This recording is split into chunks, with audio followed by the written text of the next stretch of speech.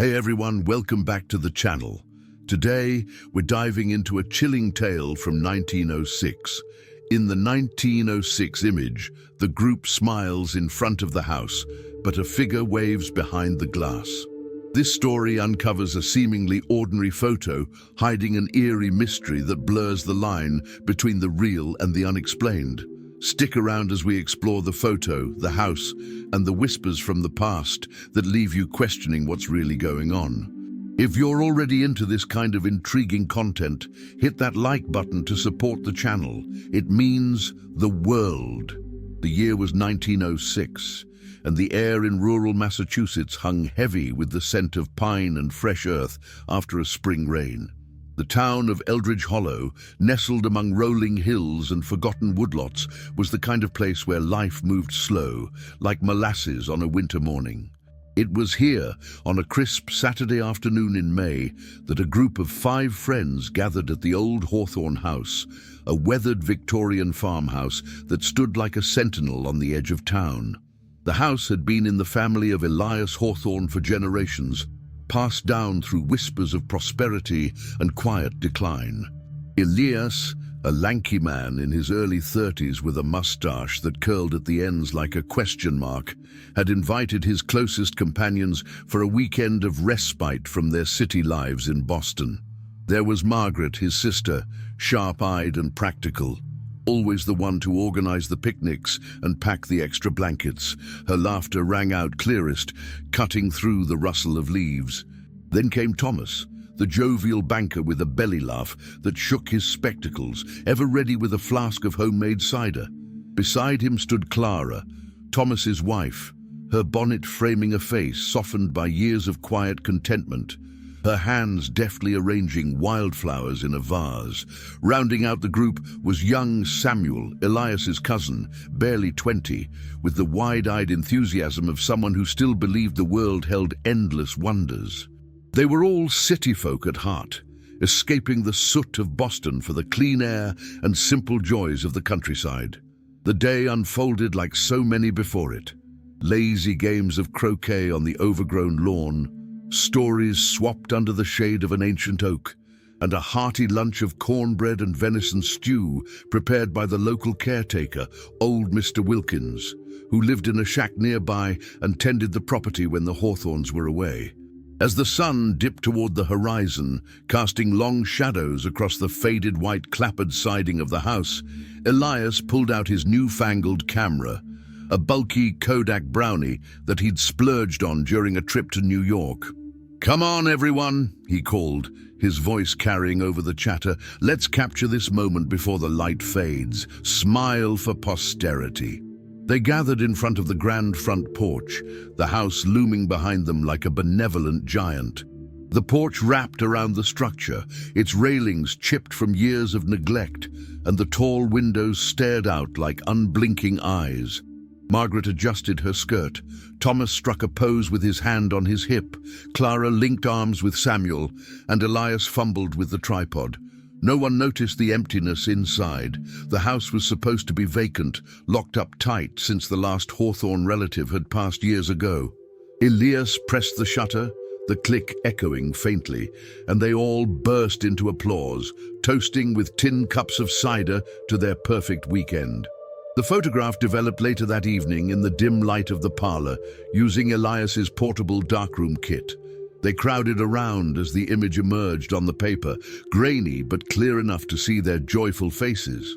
"Look at us," Margaret said, her finger tracing the outline of the group. "We look like we've conquered the world." Thomas chuckled, pointing out Samuel's awkward grin. Clara smiled softly, but then her expression shifted. She leaned closer, her brow furrowing. "What's that?" she murmured, her voice barely above a whisper. There, in the upper window of the second floor, behind the lace curtains that hadn't been touched in months, was a shape. It was indistinct, like a shadow caught mid-motion, but unmistakable. A human figure, pale and elongated, raising what looked like a hand in a wave. The group stared, the room growing unnaturally still. "Must be a smudge on the lens," Elias said quickly, forcing a laugh that didn't reach his eyes. Or perhaps Mr. Wilkins was inside tidying up without telling us. But Samuel shook his head, his youthful face paling. "No, Elias, Mr. Wilkins left before lunch, and look, it's waving right at us." The mood soured instantly. They pored over the photo under the flicker of oil lamps, turning it this way and that, but the figure remained, its gesture frozen in time. No one spoke of it as they retired to their rooms that night, the creaks of the old house amplifying in the silence. Sleep came fitfully, haunted by the image burned into their minds. By morning, the group had agreed unspokenly to pack up early, the weekend's joy tainted by that inexplicable detail. Elias folded the photo carefully into his wallet, a memento he couldn't quite explain away. Years passed, and the friends drifted into their separate lives. Elias married, had children, and the Hawthorne house became a distant memory, rented out sporadically to summer folk. The photo gathered dust in an album, occasionally pulled out at family gatherings, where it elicited polite chuckles about that old trick of the light. Indeed, but in 1942, when Elias passed suddenly from a heart ailment, his daughter Lydia inherited the estate. Sorting through his belongings, she found the album and the photo. Unlike her father, Lydia was no stranger to the arcane. She worked as a librarian in Boston, with a penchant for local histories and forgotten lore. The figure in the window drew her in immediately. "This isn't right," she whispered to herself, holding the image to the light. Determined to uncover the truth, she sought out experts, a photographer in Cambridge who specialized in restoring old negatives. The restoration process took weeks, involving delicate chemicals and careful exposure. When the enhanced print arrived, Lydia's hands trembled as she unrolled it. The group still smiled, oblivious, but the figure, it had changed.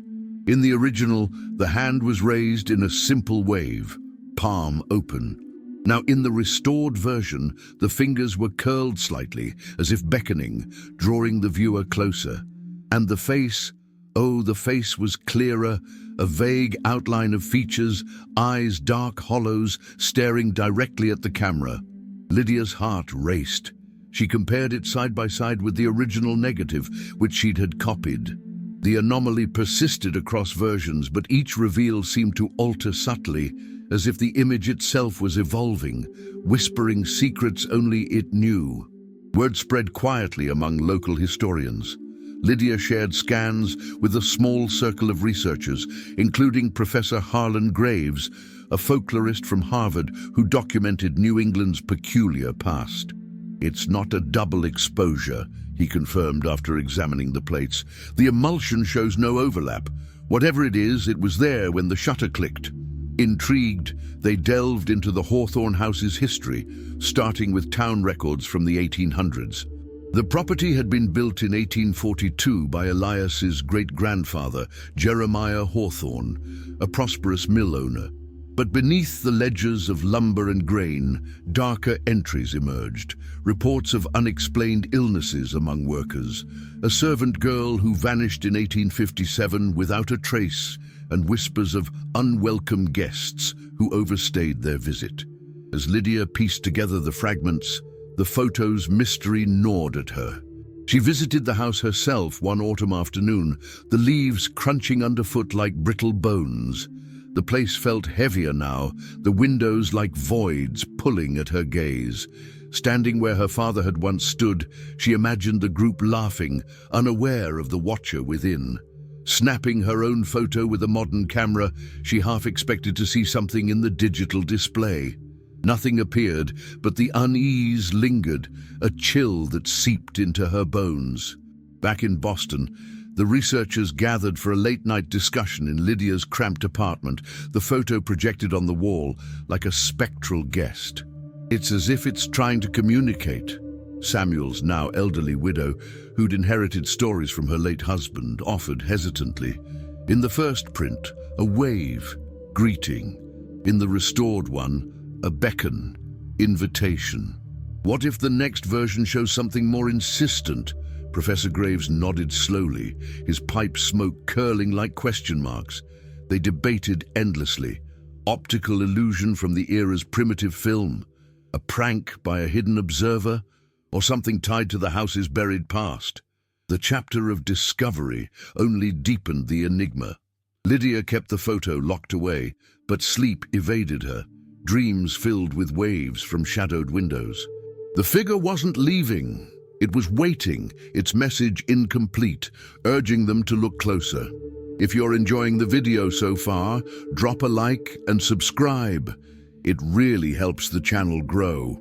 Lydia's obsession with the photograph grew like ivy overtaking the Hawthorne house itself, tendrils of curiosity wrapping around her daily routine.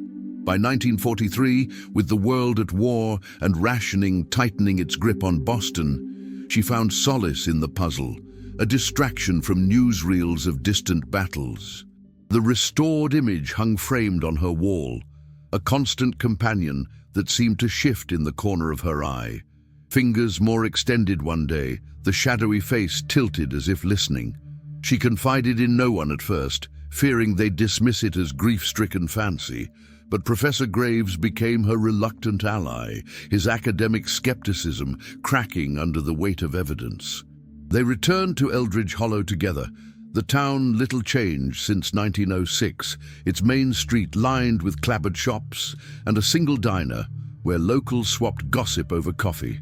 The Hawthorne house stood empty again, its paint peeling like old skin, acquired weeds choking the porch. Mr. Wilkins's son, now the caretaker, handed over the keys with a wary glance. "Folks say that place has eyes," he muttered, pocketing his fee. "Best not linger after dark." Lydia brushed it off as superstition, but as they stepped inside, the air thickened, carrying the musty scent of disuse and something faintly metallic, like forgotten rain. The parlor where Elias had developed the photo was intact, dust motes dancing in shafts of sunlight. They climbed the creaking stairs to the second floor, the window in question overlooking the front lawn. The lace curtains, yellowed with age, still hung limp, undisturbed. Professor Graves measured the room, noting the original glass panes, thick, bubbled antique that could distort images. Perhaps refraction from outside, he hypothesized, peering through. But Lydia shook her head, recalling the negative's clarity. No, the figure was inside, part of the frame. Deeper into the house, they uncovered clues in the attic, a cavernous space cluttered with trunks and cobweb-draped furniture. Rifling through yellowed letters and ledgers, Lydia unearthed a journal from 1857, penned by Eliza Hawthorne, Jeremiah's wife.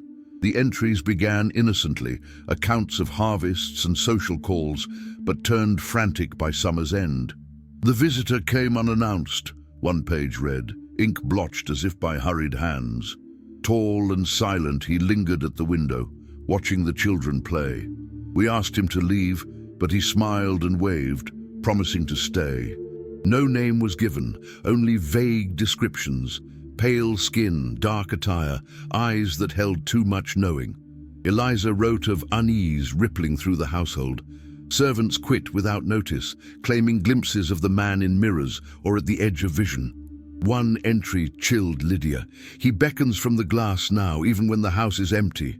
Last night, I saw his hand press against the pane from within, though all doors were locked." The journal ended abruptly in September with a scrawled note. "The children are gone. He took them in his wave." Town records confirmed disappearances. A nursemaid and 2 young Hawthorns, presumed runaways, bodies never found. The house was shuttered for months after, Jeremiah selling off assets to fund searches that yielded nothing. Professor Graves pored over the pages, his face ashen. This aligns with the photo's gesture. A wave that isn't welcoming. It's possessive. They photographed the attic finds, but as Lydia snapped a picture of the window from inside, a gust rattled the frame, though no wind blew. Back in Boston, they analyzed the journal under magnification, finding faint fingerprints on the pages, too fresh for 1857. Paranoia crept in. Lydia began noticing odd reflections in her own windows at home, fleeting shapes that vanished when confronted. The mystery pulled in more voices. Thomas's grandson, A journalist named Robert joined their circle after hearing family tales. He brought wartime resourcefulness, interviewing aging townsfolk. Old Mrs. Peabody, who cleaned the house in the 1920s, recalled the Watcher, a figure seen pacing the upper halls during rentals, scaring tenants away. "Always at the window," she said, her voice trembling over tea, waving like he wanted company, but his eyes empty, like he was already gone. Robert dug into census records, uncovering gaps. Unexplained residents listed briefly in 1857. Names that didn't match any known Hawthorns: Elias Crow, a drifter; Miriam Voss, a widow who arrived and vanished. As autumn deepened, the group reconvened at the house for a thorough search, flashlights cutting through the gloom. In a hidden compartment behind the attic paneling, they found a bundle of earlier photos, Hawthorne family portraits from the 1840s. Each one featured the same window, and there, faint but present, was the figure. In one, a simple silhouette; in another, a hand raised in salute. "It's been there all along," Lydia breathed, her voice echoing. The patterns emerged, the gestures evolved over decades, from wave to point to grasp, as if progressing towards something inevitable. Doubts plagued them. Was it a family secret? A hidden relative with mental frailty, confined and forgotten? Or something more insidious, tied to the land's history, rumors of an old burial ground disturbed during construction? Professor Graves suggested environmental factors, like mineral deposits in the walls causing hallucinations, but the evidence mocked such rationality. One night, as they camped in the parlor to monitor the window, a soft tap sounded from above, rhythmic like fingers on glass. They rushed upstairs, hearts pounding, but found nothing, only the photo in Lydia's bag, where the figure's hand now appeared fully outstretched in the dim light, reaching beyond the frame. The echoes from the attic didn't resolve the riddle. They amplified it, layering the past onto the present. Lydia lay awake, the journal beside her, wondering if the wave was a farewell or a lure. The figure's call grew louder in her mind, unanswered, pulling her deeper into the hollow's secrets. What do you think is really going on with that figure?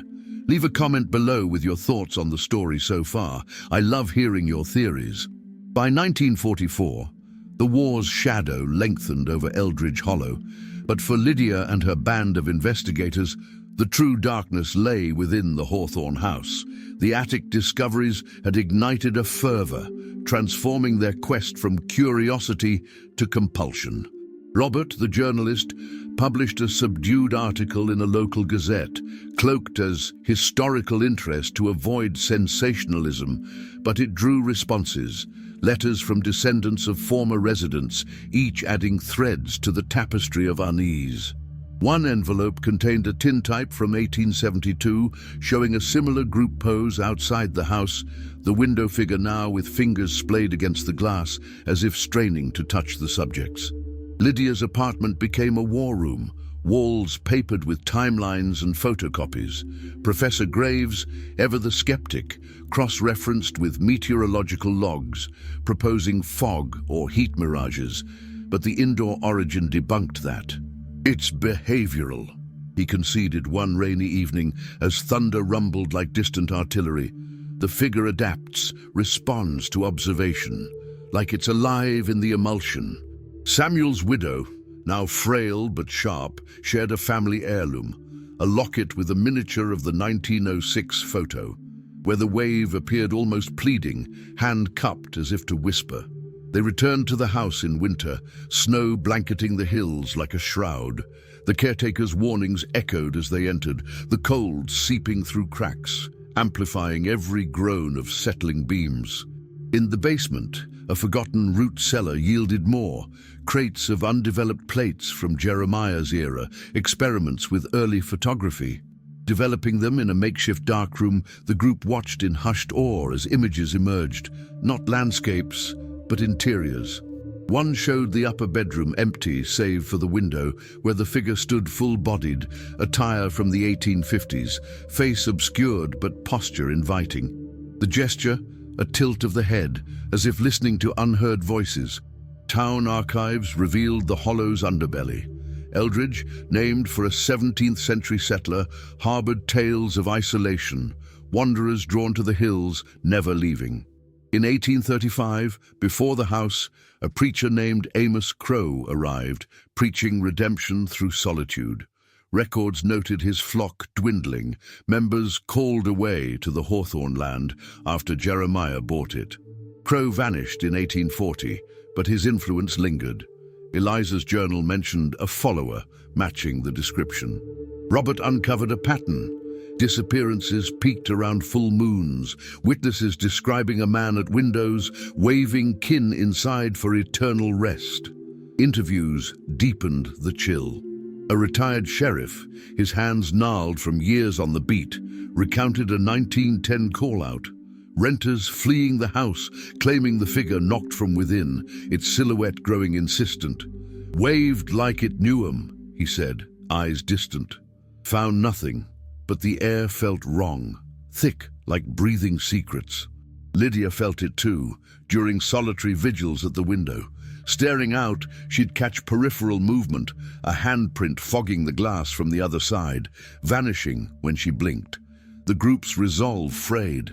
Professor Graves suffered nightmares, waking to imagined taps. Robert's articles attracted unwanted attention, a collector of oddities offering to buy the photos, his eyes gleaming with avarice. Lydia refused, but doubt crept in. Was pursuing this inviting the figure's grasp? One expedition, as they mapped the property, unearthed a stone marker in the woods, half buried, etched with E. Crow, Rest Eternal, 1840. No body, but soil samples hinted at disturbance, old and recent. Enhancing the tintype brought horror. The figure's hand now pointed downward toward the earth, as if directing to buried truths. In dreams, Lydia saw it fully, a man with hollow cheeks, waving not in greeting but in warning or demand. The hollow whispered back, winds carrying fragments of lost voices, urging revelation. Yet answers slipped away, the mystery coiling tighter, leaving them adrift in its grasp. If this story's got you hooked, give it a like and subscribe to stay updated on more mysteries. As the spring of 1945 unfolded across Eldridge Hollow, the world outside the Hawthorne house buzzed with tentative optimism. The war in Europe had ended the previous year, and news of peace treaties filtered into the small town like sunlight piercing heavy clouds. Veterans returned home with stories of far-off battlefields, and families gathered for long-overdue reunions, their laughter echoing through the streets lined with budding maples. But for Lydia Hawthorne, the fragile hope of renewal felt distant, overshadowed by the relentless pull of the mystery that had consumed her life.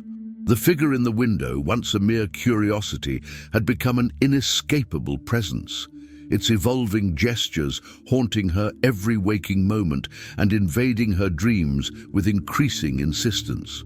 Lydia's days blurred into a rhythm of research and rumination. Her Boston apartment transformed into a labyrinth of stacked books, pinned maps, and flickering lantern light that cast elongated shadows on the walls. The enhanced photographs now lined her mantle like silent sentinels, each iteration of the figure more defined than the last. In the original 1906 print, it was a vague wave, almost friendly in its ambiguity. The first restoration showed a beckoning curl of fingers, inviting scrutiny.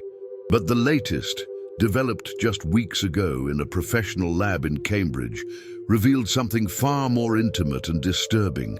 The hand was fully outstretched, palm upturned, as if offering or demanding something vital. The face, partially illuminated by some trick of the emulsion, bore hollow cheeks and eyes that seemed to pierce through the paper, locking onto whoever dared to look too long. Professor Harlan Graves, her steadfast but increasingly weary collaborator, arrived one overcast afternoon with a stack of newly acquired documents clutched under his arm. His tweed jacket hung looser on his frame, the lines around his eyes deepened by sleepless nights.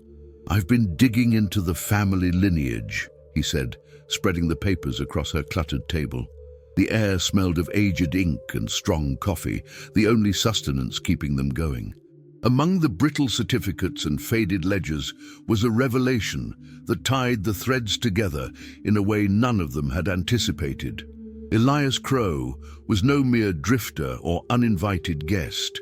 He was kin, a distant uncle to Jeremiah Hawthorne, born in 1812 to a branch of the family that had splintered off during the early 1800s over a bitter inheritance dispute.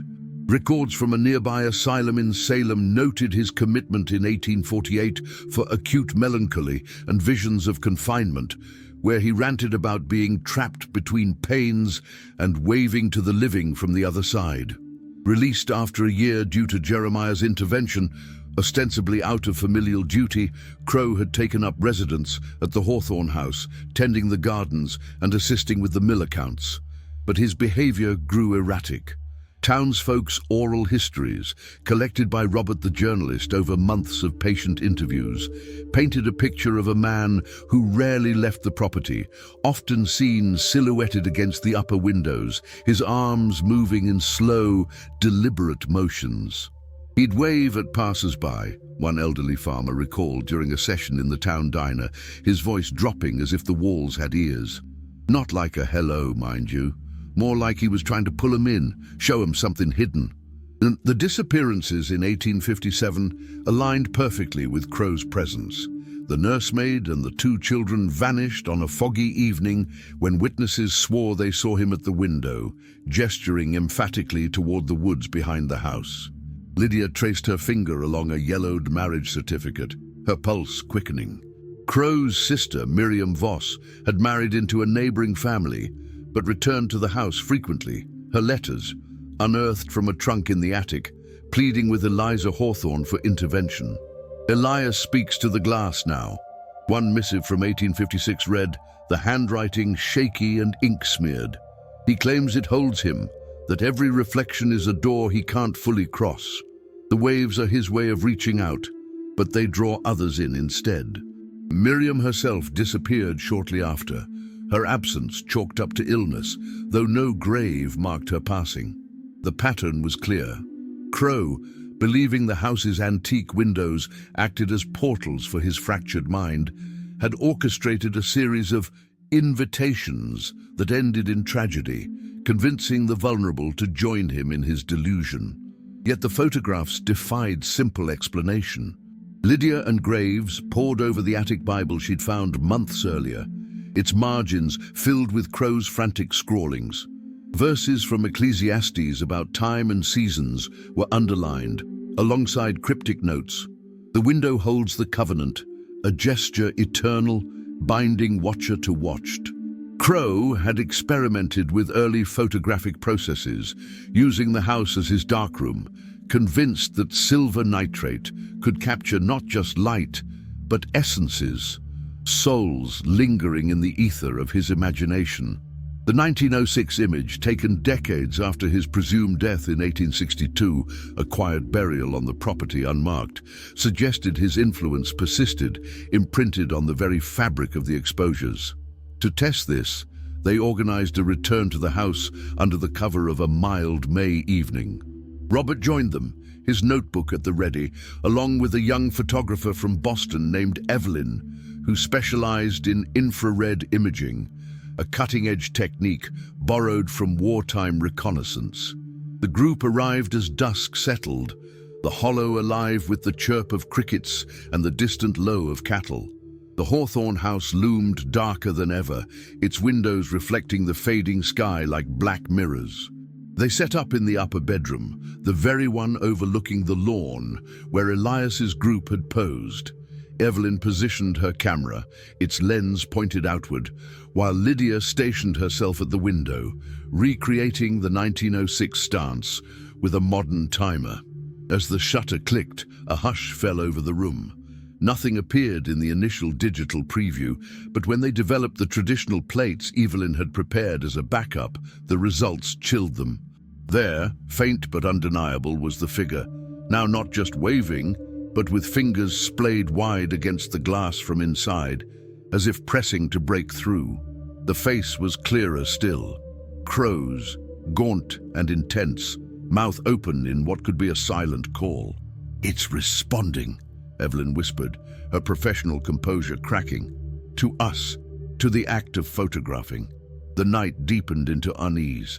Strange occurrences multiplied. Drafts whispering through sealed rooms, forming patterns on the window panes that mimicked handprints. Graves measured electromagnetic fluctuations with a borrowed meter, spikes occurring precisely when they discussed Crow. Robert, ever the skeptic-turned-believer, jotted notes furiously, theorizing that Crow's mental state had left a psychological imprint on the house, amplified by the isolation of the hollow.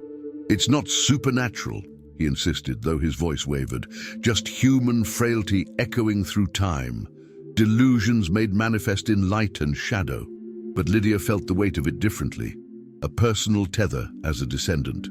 Lying awake in the parlor that night, wrapped in a blanket against the chill, she stared at the ceiling, hearing faint scratches like nails on wood from above. The gestures had progressed beyond communication. They were insistent, almost desperate. In her mind's eye, the figure wasn't malevolent but trapped, its waves a perpetual plea for release or companionship. By morning, as they packed their equipment, a final anomaly appeared. On the bedroom window, etched lightly into the dust, was a crude outline of a hand, palm open, as if left by an unseen touch overnight. Back in Boston, the group's cohesion began to fray. Graves withdrew into his Harvard office, citing academic pressures, but confiding in a letter to Lydia that the mystery bordered on obsession. "We risk becoming like him, waving from our own windows, unseen." Robert's articles, published in a Boston periodical under pseudonyms, attracted a wave of inquiries from amateur historians and curiosity seekers, some offering to visit the house for experiments. Lydia rebuffed them, guarding the photos fiercely, but the isolation gnawed at her. Friends from her library job noticed her pallor, the way her eyes darted to reflective surfaces and urged rest. Yet she couldn't stop. The unseen gesture pulled her onward, a silent command echoing through the decades. As summer approached, Lydia made a solitary pilgrimage to the hollow, the roads winding through fields heavy with golden wheat. Standing alone on the lawn, she held the latest print to the sunlight, watching the figure's hand seem to move in the breeze. Was it Crow reaching for absolution, or something more profound? A fragment of the house's soul, bound by tragedy. The questions swirled unanswered, the mystery deepening like roots into fertile soil, promising no resolution but endless revelation. If this story's got you hooked, give it a like and subscribe to stay updated on more mysteries. By the sweltering summer of 1945, the Hawthorne mystery had woven itself into the very fabric of Lydia's existence, transforming her from a diligent librarian into a reluctant archivist of the uncanny. Eldridge Hollow, once a peaceful retreat, now felt like a magnet for her thoughts, drawing her back repeatedly despite the toll it exacted. The war's official end in the Pacific, that August brought nationwide celebrations, fireworks lighting up Boston's skies and parades marching down Commonwealth Avenue. But Lydia observed from her window the revelry a distant hum against the insistent tap of her own unresolved questions. The figure's gestures, documented across countless prints and negatives, had evolved into a narrative of their own. From innocuous wave to urgent grasp, each alteration captured in meticulous detail, as if the image breathed with a life separate from the paper it inhabited. Determined to confront the heart of it, Lydia enlisted the help of a small team of discreet experts. Evelyn, the photographer, returned with advanced equipment, including a spectroscope to analyze the chemical composition of the original negatives. Robert coordinated with a local surveyor to map the property's subsurface, suspecting hidden chambers or structural anomalies that might explain the persistent sightings. Even Professor Graves re-emerged, his skepticism tempered by a personal stake. He'd begun experiencing vivid dreams of the house, waking with the sensation of fingers brushing his shoulder. They convened at the Hawthorne house in mid-July, the air thick with humidity and the buzz of cicadas, the building's eaves dripping from an afternoon shower that had passed like a fleeting omen. The expedition began methodically. In the basement, amid cobweb-shrouded shelves of forgotten preserves and rusted tools, they uncovered a false panel behind the boiler, a narrow alcove barely wide enough for a man to stand. Inside lay a cache of personal effects: Crow's spectacles, cracked lenses staring blankly, a pocket watch stopped at 3:17, the time Eliza's journal noted the 1857 disappearances, and a series of sketches on yellowed paper depicting the upper window from various angles, each with a hand in a different pose. "He was planning it," Robert murmured, holding a drawing where the figure's fingers curled into a fist, then relaxed into an open palm. Not madness, but method, a ritual to etch himself into the house's memory.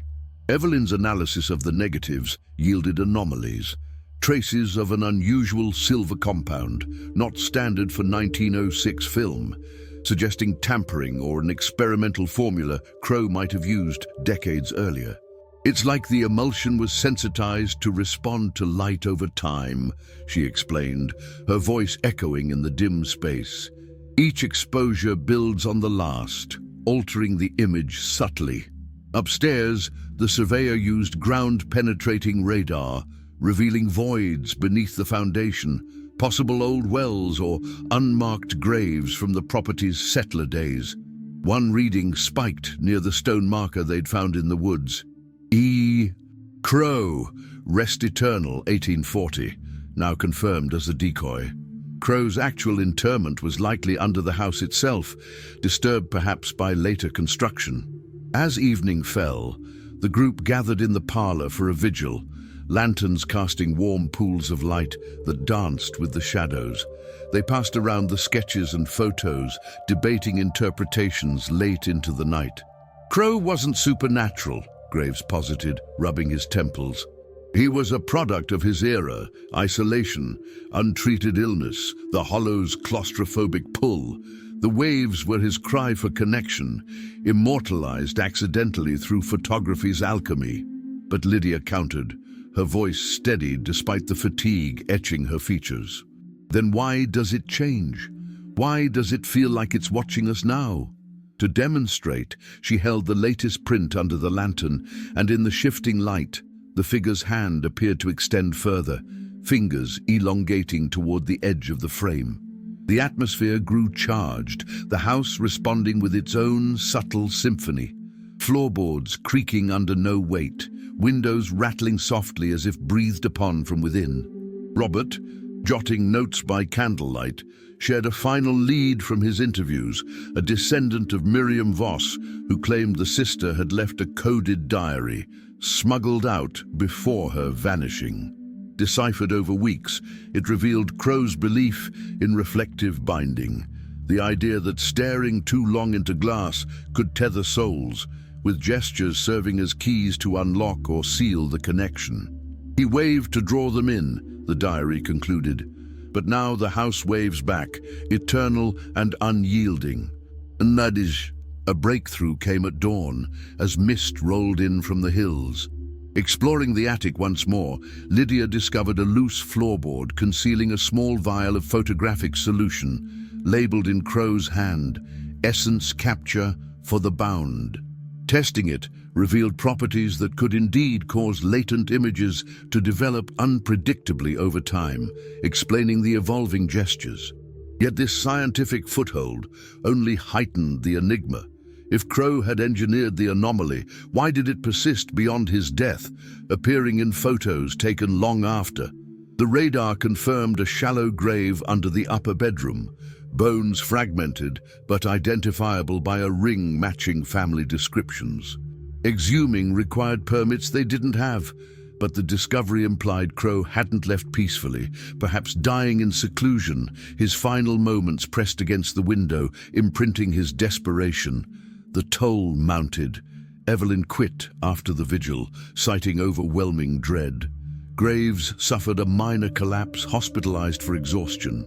Robert's enthusiasm waned, his articles turning cautionary, warning against chasing echoes that chase you back. Lydia alone pressed on, returning to the house weekly, photographing the window obsessively. Each shot showed progression, the hand now clawing gently, nails scraping invisible barriers, the face contorted in silent entreaty. Dreams plagued her. Crow at her bedside, waving not in threat but sorrow, mouthing words lost to the glass. By autumn, with leaves carpeting the lawn in crimson decay, Lydia faced a crossroads. The mystery offered no tidy closure. The figure's call remained open-ended, a perpetual invitation to ponder the boundaries of reality.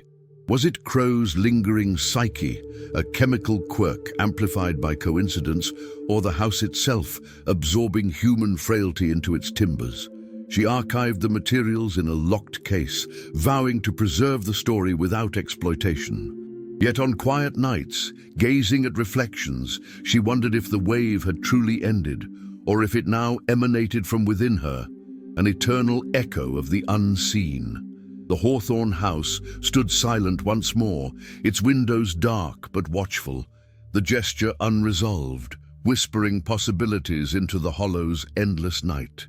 What do you think is really going on with that figure? Leave a comment below with your thoughts on the story so far. I love hearing your theories. And there you have it, the lingering mystery of the 1906 photo and the Hawthorne house, where a simple wave hides layers of forgotten lives and unspoken calls. What do you make of it all? Drop a comment below with your opinion or questions. I always love chatting and replying to you. If you're not subscribed yet, hit that button and turn on notifications so you don't miss the next eerie tale. Thanks for watching.